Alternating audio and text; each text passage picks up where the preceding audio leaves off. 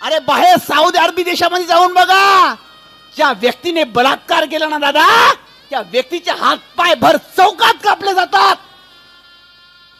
त्या देशामध्ये बलात्कार नावाची गोष्टच नाहीये. आपल्या इथं कायदे का होत नाही?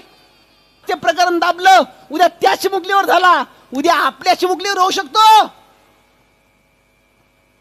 कशी सुरक्षित आहे माझी माय, कशी सुरक्षित आहे माझी बहीण?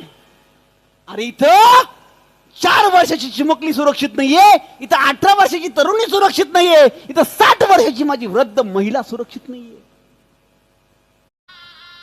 8 दिवस झाले, आज 8 दिवस न्याय नाही. आज त्या चिमुकलीला न्याय नको का हो?